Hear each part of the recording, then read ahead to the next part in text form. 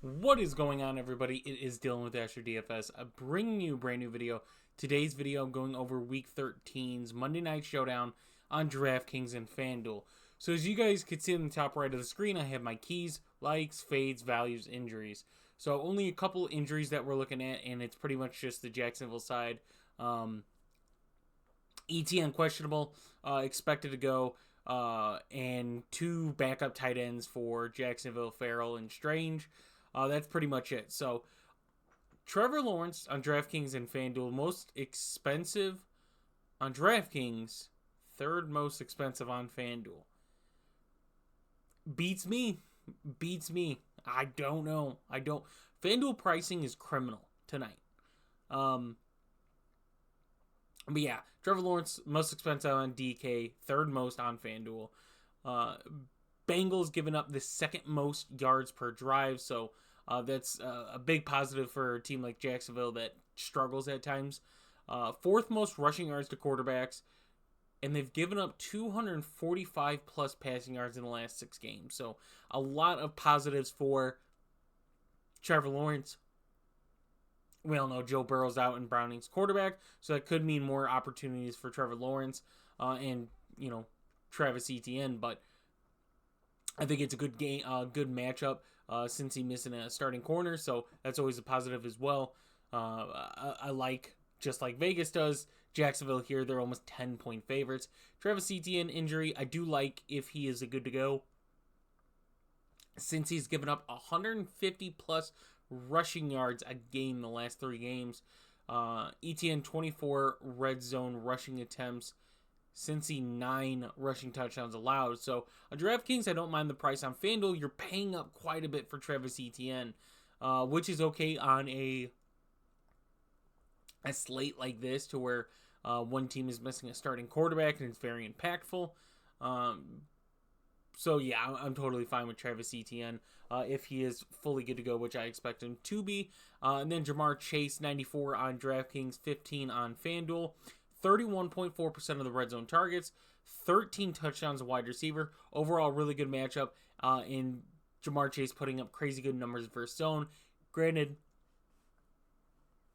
he doesn't have Burrow, but still the matchup and a lot of numbers look really good for Jamar Chase tonight. And then Calvin Ridley, this is where I said the pricing is just criminal on FanDuel. He's 12.5 on FanDuel. He should be at least 13.5, somewhere around that range. I wouldn't go 14, but somewhere around 13.5. DraftKings definitely priced right there. Crazy numbers, averaging 20.5 DK points when Zay Jones is active. 35.5% of the red zone targets, and a great matchup overall for him. As far as versus man, which Cincinnati runs quite a bit, Christian Kirk has the advantage, but numbers overall, I like Ridley tonight. Jake Browning is a fade for me. I just don't like overall the matchup.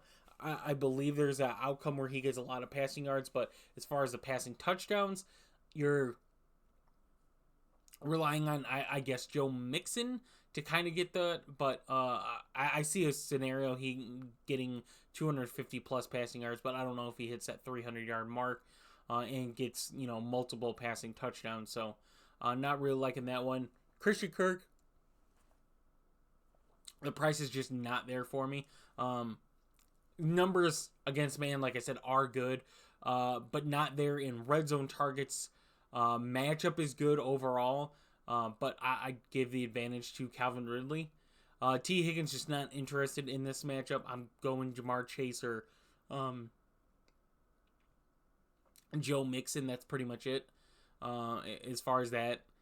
But yeah, Joe Mixon, 89, leads the league by a wide margin. I think it's over 10%. 89.7% of the red zone carries go through Joe Mixon. Second most red zone targets on the team. Jacksonville giving up the most receptions to running backs. Fourth most receiving yards to running backs. I just don't like the half-point PPR on FanDuel. His price is up there as well on DraftKings. I love that price, and especially getting the full PPR. So Really like that one. Evan Ingram, I really like tonight. 6,200 on DraftKings, 10,000 on Fanduel. Really well priced there. Top 10 PFF tight end grade advantage.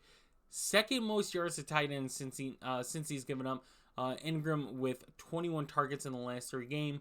And watching the injury status tonight, but Farrell and Strange both questionable. I would expect one to miss tonight. Tyler Boyd, Zay Jones, I don't have interest at their price points, especially on DraftKings. I don't have this interest on that. Brendan McManus, I really like McManus tonight. There could be a scenario to where Jacksonville's offense just scores. I could easily see that, but if they've done what they have done so far this season, it's set up really nice for McManus to have a good game. Like I mentioned earlier, Bengals giving up the second most yards per drive, so that means Jacksonville's getting down the field. The only difference is Jacksonville has a bottom 10 red zone offense, so that means even when they get to the red zone, they're only scoring, I think, 50% of the time, less than that, which doesn't sound bad, but not a good number for a team like Jacksonville.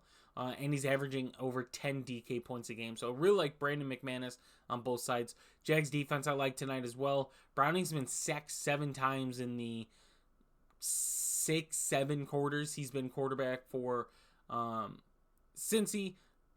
Jaguars blitz top 10 most in the league. So look for them to put pressure on Browning and that Bengal offense.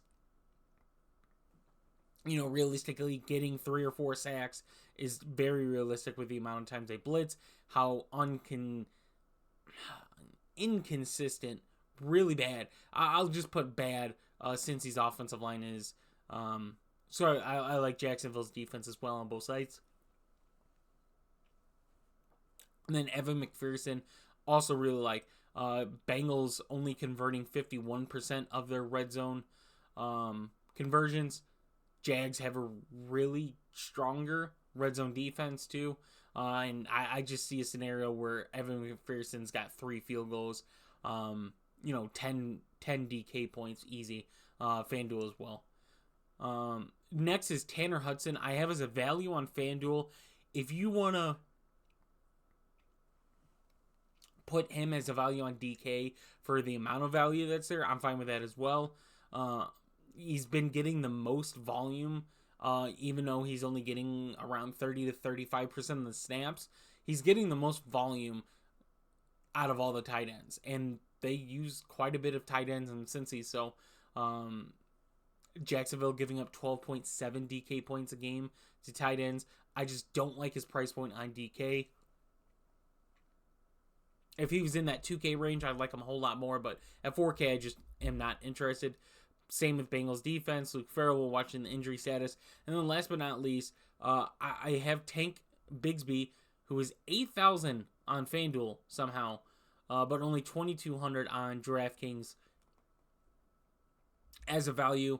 I think he has touchdown upside tonight, especially with ETN banged up. If ETN is out, which, like I said, I don't expect him out, could be a really crazy good value with him and Dearness Johnson. Dearness Johnson, I'm just not interested at his price point.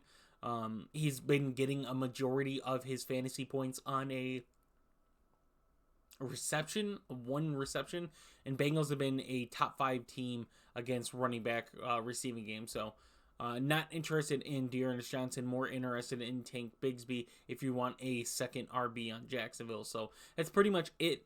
The rest of it is backup tight ends on Cincy, backup tight ends on Jacksonville, backup wide receivers on Cincy, and with T. Higgins back now, I don't have interest in this matchup for him. Obviously, their prices are changed because of T. Higgins being there. I'm just not interested. So hope you guys did enjoy the video. If you guys want the spreadsheet and all my spreadsheets that I have, they're in our Discord, very cheap subscription package to get them. We'll have that link in the description. If you guys did enjoy this, please leave a like and subscribe, and I will see you guys in the next one.